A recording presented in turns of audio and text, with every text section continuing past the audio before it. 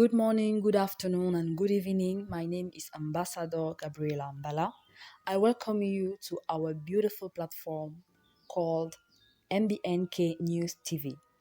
We are in the New World Order series, and for the past few weeks, we have been exploring a very surprising fact in the world called Pandora Box, or the black box of the world. This is a topic we have been covering for some time with lots of new videos and photo contents because the facts are our priority and the kingdom truth of the facts of the world is our weapon and our mission. However, for the past few weeks, we have had trouble with the internet connection because this content is often very heavy to put on the side. But hey, we are not going to disassemble for that because you have to know everything and your knowledge does not wait. So I urge you to pray for us here in Cameroon so that the internet connection is really better and that we can offer you impeccable quality and unprecedented quality every Thursday. So I am therefore your Thursday host, and I am the representative of the studios of Mamlakak Broadcast Network Central Africa. Leave us your comments and impressions in the comment boxes. Today, I want to talk to you about dissociative identity disorder and the complicity of our government and other institutions in causing their disorders. And by other institutions, I mean especially the army, families, school, and other institutionalized environments for human society. Already, dissociative identity disorder is characterized by the fact that people who have it have two or more identities and that their sense of being themselves and of being able to act like themselves is disturbed. We regularly talk about bipolarity. This disorder is really ancient and was diagnosed a very long time ago in antiquity, but there is a particularity with dissociative identity disorder or multiple personality disorder. It is that it is precisely linked to the traumas that the child experienced when he was younger, less than 10 years old in the majority of cases. These disorders are excessively present in our time around us because there is an enormous amount of trauma that people undergo, and there are two forms of bipolar disorder. Type 1 in the presence of a manic phase, and type 2 when there is only hypomanic phases. For you to have a clear perception of the manic phase, you just have to imagine these people who are constantly called manic depressive. This is the most severe form of this disorder. The medical term I just mentioned designates phases of excitement and or euphoria that last a few days to a few weeks. So you can have a loved one who is suddenly very excited to do great things for a few weeks, then suddenly is very, very sad and even wants to go to death. These phases are sometimes pleasant for those affected with increased self-esteem and energy, but they can be the occasion for behavioral problems and endangerment with reckless purchases, fights, risky sexual relations, the use of psychoactive substances or offenses. And this behavior is highly perceived in the world of war cinema, whether it's Bollywood, Nollywood, Hollywood, or other artistic industries in other countries. This is one of the institutions that I would like us to talk about extensively today, that of artists and of the family too. The hypomanic phase often goes unitized because it is the form of moderate intensity that does not lead people to consult a behavioral professional. Remember that the Bible tells us in Ephesians chapter 6 that we wrestle not against flesh and blood, but against rulers, against authorities, against the rulers of this world of darkness, against wicked spirits in places celestial.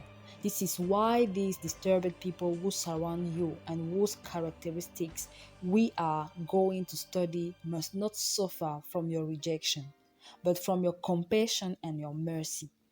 Pray for all these people, and above all, pray that all of this will be reversed by the coming of the kingdom of God. I leave you with this rather long video of a woman on Fox News who comes to testify and say clearly what we want to know this time about these dissociative identity disorders. This video is really dense and shocking. So grab your coffee or your tea and keep the children away, as this content is strictly for an adult audience who can understand the implications of what will be said in it. Amen. The pictures you're going to be looking at are drawn by several different personalities with different names, but they're all the same person who did this drawing, a woman who has multiple personality disorder. This is believed to be caused by exposure at a young age to constant traumatic abuse. In this woman's case, she claims she was victimized by her mother and father in a bizarre, very violent military cult. And this is one of the pictures. This is a self-portrait of her as a young girl. You're going to be meeting her, and I want to warn you, the content of today's show is not suitable for children.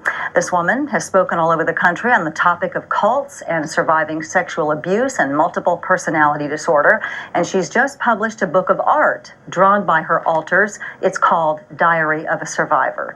Please welcome, if you will, Dejolie LeBrier. Welcome. Thank you. Takes a lot of courage to talk about something like this. I'm very glad to speak with you about it, and we've talked on the phone, so I want to have people understand what you went through, and that your parents, you say, were both in the military. Right. Dad was a Marine. They were both Marines. Very rigid discipline. Very rigid from the very beginning, from early age. My mother used to brag about the fact that at 3, all of her children could make their beds with Marine Corps corners and stand at attention and say yes sir and no sir, and we were continually restricted to our yards. We had field day every Saturday where we cleaned the house from top to bottom. And as you can see, it is very obvious from the outset. We are already talking about the Marines. We can already draw an institutional framework for this person and for all people. In fact, by armies, I mean the MK Ultra phenomenon, which institutionalized mind control and psychic manipulation. These processes were developed by the CIA to obtain men capable of killing like machines. This morbid idea was designed to coerce them through repetitive mistreatment into obedience to particular commands. These practices were then adopted by various sects and occult movements in several layers of society. I don't know if you know this, but even in the army, there are initiation cults. Now, but what about the cult? They were both a member of a cult. Was it a satanic cult or just their own version of what they did? there were satanic rituals taking place, and my understanding through the stories that my alters have told is that they were both involved. My father was the head of it. My mother was his accomplice. I call her an accomplice. The feeling of lack of protection was not only during the daytime when there was no protection from the violence. And this is one of your drawings. This is your depiction by one of your alters. Yes. Of this is mom and dad. Dad's got a knife with blood. Mm-hmm. Which altar drew this one? It was a compilation of some little ones that did that. Some little ones. Mm-hmm. He's got his holding a knife with blood, meaning where would the blood come from? What happened? in the rituals, I don't know how graphic we can be, but there were children who were abused and sexually, and also were used, cut parts of their bodies and so on, and put in a grinder to feed the people that were in the cult and give them power. There was blood drinking, and there was cannibalism of the babies that were used. And where would they get babies? in the cult, there are women who breed. Oh. And there are also young girls who are able to have babies, and they're at that age where they can have babies, and so they produce, through the rapes that go on in the rituals, they produce babies. And so those are used over and over again, or they find babies in places that people don't watch out for them. I stop on this part because I often tell my mother that here in Cameroon, when a child under 10 disappears, it is mainly for ritual purposes. In my country, last year, there were more than 7,000 disappearances of children under the age of 10 in 2021. That's at least 6,000 families who may never know what happened to their offspring. Can you imagine the difficulty of such a thing? The divide it creates in society. These parents will either give up and lose faith in God, become radicalized, and in some cases put full trust in God. Please, what I say for Cameroon is worth 10 times for any European country and more than 20 times for North America. For the rest of the world, it is even more than 25 times. Pay attention to your children. If we don't invoke the reign of God in our lives and His government for the earth every day, I don't know in which world we will want to live. We are in the times of hunger, and King Jesus Christ said in Matthew chapter 24 verse 19, "Woe to women who are pregnant and to those who nurse in those days." Pay attention, and this is not the part of all those who are following the kingdom of God. You say in your book, and in the book you're writing in more detail about this, that you were used by the cult too, sexually. You were raped by your father and other men in the cult? I was raped by a large number of people, including women and many Marines. We moved all over the country for instance, my father was a Marine Corps recruiter, and he was also stationed in different reserve centers around the country to bring in recruits and train them, and then he trained in amphibious machinery. And so every place he was stationed, he found a new group of people to participate with him? That's correct. And did the military know? Because we don't want to indict the military here. I don't want to indict the military either. No. There's a lot of anger inside from different altars about military people, but I can't say that in the overall umbrella of the military knew about this going on, but I do know that there's a lot of stuff that happens that they are privy to but don't do anything about, but they don't condone it or they don't stop it either. So, well, when your father gets to a new location, I mean, providing that, what you're telling us is true, of course, you don't just put an ad in the military newspaper, all who want to be in a cult apply. How do you find people like that? Well, what's your guess about that? There was a military sex ring which goes on around the country in different areas, and it depends on who you are and what your contacts are. But if you're meeting people all the time and you're out there talking to people, you're going to find people that are interested in getting in on these things, and they can build a network very quickly. And sometimes it can only be 3 people, or sometimes in some cases where I was at, there were many people, 20, 30 people. Okay. At this level, you can see that the lady here is talking about a lot of complex topics: group abuse, ritual abuse, cannibalism, organized gang crime, network. But what is more spectacular is that she used 2 key words. She used the word national and the word adults. Well, it is indeed the adults who govern the countries. For the police on a national level to not just realize that this practice exists there must necessarily be a lot of influential people involved each time. And she talks about grades. The higher you are, the easier it is to set up a network.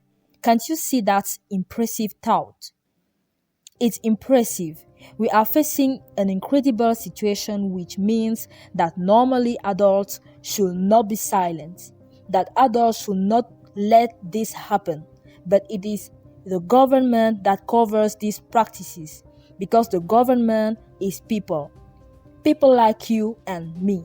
And these people are in Omerta. They certainly protect all their interests with video blackmail. Poor woman. Her parents sold her off for power. What was the purpose of the rituals? What was their goal? Was it, I mean, you say it was satanic, it was to sacrifice? Why did they do them? There's a belief that if there's blood and there's cannibalism, there's eating of human flesh, then and that's done in a ritual, then there's building of power. They become very powerful. And the upside down kind of satanic stuff, where they take the Christian beliefs and they turn them upside down, becomes a big part of it. And that builds power, where they can say, oh, those people are very weak, look at them, but we're strong, we have all this power, we can kill, and nobody knows who's going to be next, and so on. So they feel very powerful by doing that. Deja Lee LeBrier has written a book called Diary of a Survivor, growing up in a cult, and her life as a result of that, developing multiple personality disorder. And I did have a chance to speak to Deja Lee's therapist on the phone last week, and she assures me that this is a legitimate diagnosis of multiple personality disorder, and that she has seen the alters come out in her office. And as a matter of fact, part of the therapy is to have them come out in a safe place and be able to talk about why they do the behaviors they do. Sometimes they're very damaging behaviors. They hurt you, they hurt other people, and is to find out the purpose behind what the alters are doing and then try to find a healthier way for them to express themselves. You have a map that you have drawn of when you stopped counting, you had about 52 different personalities. And this is a map drawn a number of years ago, and these are some of the ones that you've identified, and they have named themselves to you. Yes. Now, what's that big one in the middle? Competent one? Is that you or another one? That's another one. I am all of them combined into one. And you have some ones that are very destructive too. Yes. To me. Internally, they don't do anything to anyone else. I think the real thing I wanted to emphasize is that each one of them has their particular behavior because they were created to protect another alter or myself. So they may seem to have bad behavior, but they aren't really bad. What they're doing is protecting us. And this black woman is one of your alters? Yes, What's her name is Maisie. And what purpose does she serve? She's the guardian of our system. She protects and loves unconditionally all of the alters. Yeah. When they don't like each other, sometimes she takes them apart and talks to them individually, and they... And who is Silent One? Silent One is one of the alters in the that was militarily and satanically abused, and she doesn't speak. She's mute. You say that you have consensus with them all now, meaning that they all agree and get along, and are they all here now? Are they all listening to this conversation? Yes. We have a lot of multiples have what they call a board of directors, or they have group meetings and that kind of thing. So you had a board meeting to decide, let's go talk to Kathy Fountain on live television. That's correct. And everybody said this is a good idea because it needs to be told. People need to know that this kind of abuse does happen and this kind of phenomenon does occur, and that a lot of us who are out here do get misdiagnosed, either a psychotic or some other thing that they can treat with psychotropic drugs, which don't work on multiples. Right, your therapist did mention that many times a multiple is misdiagnosed and then they give them medication, which doesn't help at all. Right. That really more of a goal is to have the alters come out during therapy and figure out what their function is and try to have an agreement so nobody gets hurt. Try to come up with a different job for them to do other than to put us to sleep. I have one who's called Druggie. And Druggie, her function is to put the system to sleep as a protective measure. So we could be, if something comes up and is triggering and is a problem for one or the other of the alters, then Druggie will come out and just totally shut us down and put us to sleep, put me to sleep. Okay, I'm stopping here to talk to you about something. Many of those who watch this video may believe that this plump woman with a smile is laughing at us because she speaks with perhaps a lot of enthusiasm about what she now lives on a daily basis. I invite you to understand her feelings by quickly looking at what happens during traumatic shocks of various kinds, and you will understand.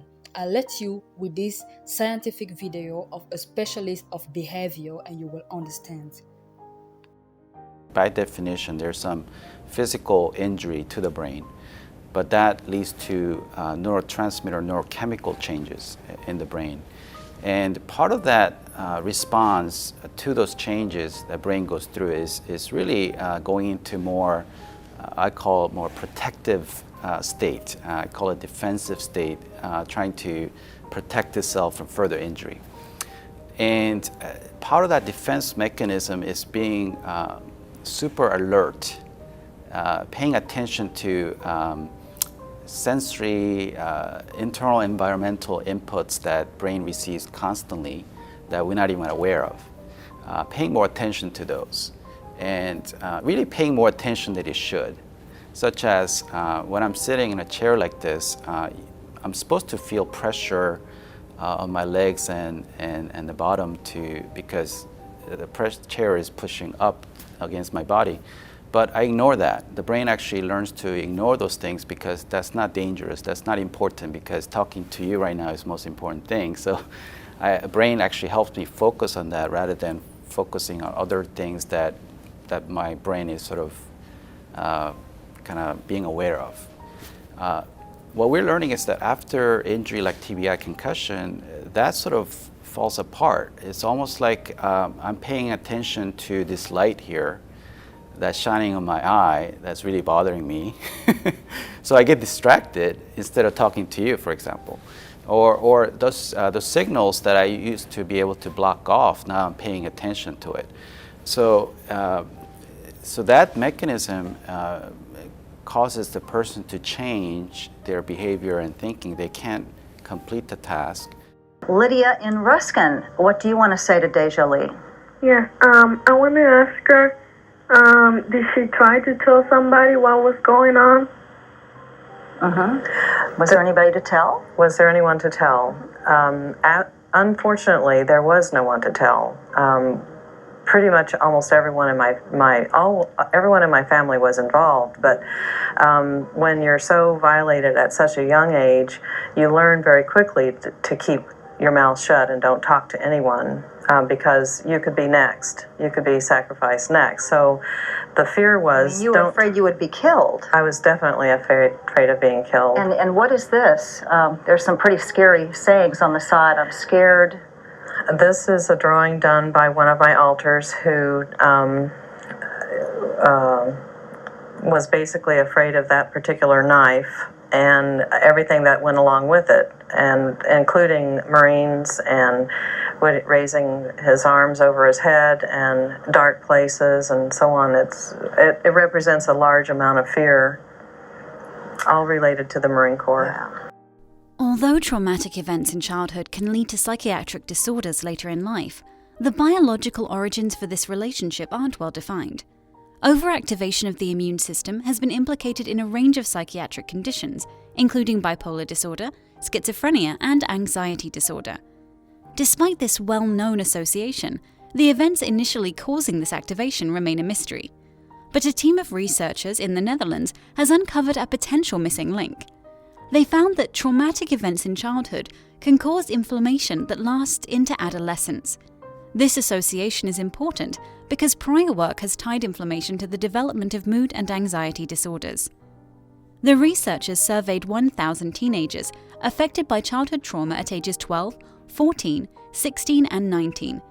In addition, immune system activation at age 16 was evaluated by measuring high-sensitivity C-reactive protein, a telltale sign of inflammation in the body.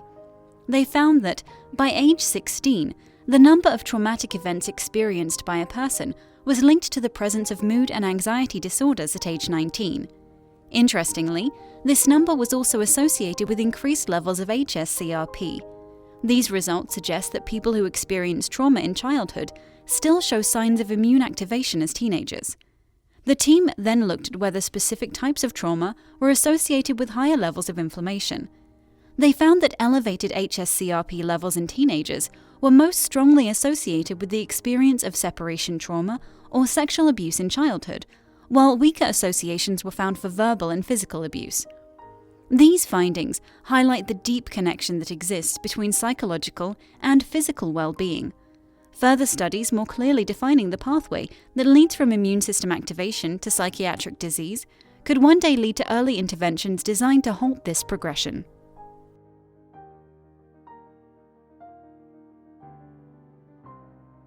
We've been showing you some pretty horrific drawings by the many alters of Deja Lee, who's written a book, Diary of a Survivor, but this one is really beautiful and pleasant, and it's called Under the Sea, and it's by the alter Me. Me is the name of the altar. It's not me. That's correct. Me, the altar.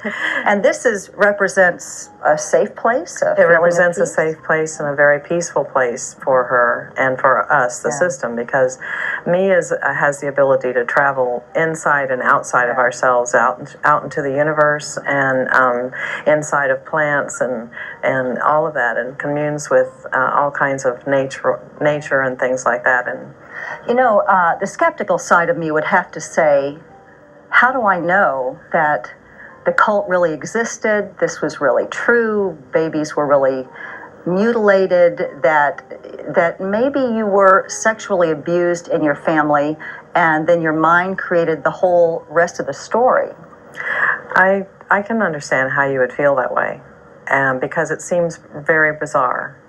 However, the truth is that now more and more people are coming forward and saying the truth about their life. And this is my life. I'm not saying that everyone who was sexually abused is going to become multiple, or that they were part of a satanic cult, or that the military abused them. All I'm saying is that this is my truth, and that you don't have to believe me. But there are lots of people out there who know that that's their truth also, and they're coming forward. When I was going through the beginning of the process of recovery, I met people from all around the world who have come forward drawing the very same pictures, saying the same things with altars with the same names, and who have the same illnesses because of what has occurred during their childhood. Your brothers and sister, you have two sisters and a brother. Did they confirm? Did they say this happened too? No, because it takes a lot of courage and a lot of work to go through the kind of process of uncovering, like an onion, peeling an onion piece by piece. You uncover another layer of pain and realizations. And I have a brother who was severely abused as a child. And my father did write me a letter admitting that he had sexually abused me and all of the kids, including my brother. And my mother went into great amount of denial and accused my father of being the one who betrayed us. And but neither one of them admit the cult? No. Okay. At that time, I didn't know. The book is Diary of a Survivor by Deja Lee LeBrier, and a couple of people have called Deja Lee and wanting to know if possibly a therapist planted this idea in your mind. This is what happened to you. They would have to have a lot of power. And there would have to be a lot of them all over the world trying to plant this in people's minds, because that doesn't happen. It can't happen. Most of all of this comes about from my own writing, my own work that I've done, and I went to a therapist to guide me, not to do it for me and not to tell me what I was thinking. So, Tammy in Zephyr Hills, your turn. Hi, Desjali. I was just wondering, how old were you when you finally came forth with this, and how did you get out of it? Did people look at you and go, "I don't believe you," or did they say, "Wow, look what she's going through. How can I help you?" You said the sexual abuse lasted until you were in your late teens. Yes, actually, the sexual abuse ended on my 20th birthday when I went home for a birthday party and found out that it was just my father, and he raped me that day, and I never saw him again after that because I ran away. I had been away from home long enough to realize that there was safety out there. There were people who could help. I think what happens is that when we dissociate and become multiple, we also disconnect from other relationships. And I went through 4 marriages. On my 4th marriage, I actually married him and I loved him. And I had brought together some sort of connection with him, and I wasn't being able to become real intimate and share with him what was really going on inside of me. He helped encourage you to get some therapy. Yes. Yeah, He helped me through a lot. Yeah. Barbara in Brandon, it's your turn. Hello. Thank you for bringing this forward today. I was interested in what types of therapy you've had, particularly whether hypnosis or any type of medications were involved. I had a therapist for 5 years, and she died suddenly, but for 5 years we went through pretty much all of that without any kind of drugs because it doesn't work really. But I had an alter named Ginger who needed Prozac because she was depressed, and we did Prozac for about 2.5 years. And But if she took it, then everybody was taking it. Not really. It's really difficult to explain that, but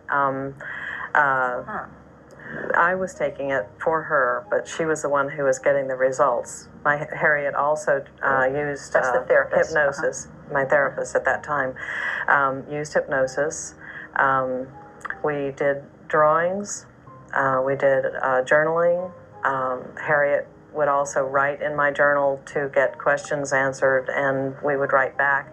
We've done experiential therapy. We've done anger therapy. We did movement therapy, music therapy. But the idea was never to integrate and become one. No. I think, for me, my personal opinion is that oftentimes is the agenda of the therapist, not necessarily in the best interest of the multiple. You wanted them all to be there, but just cooperating Correct. in consensus.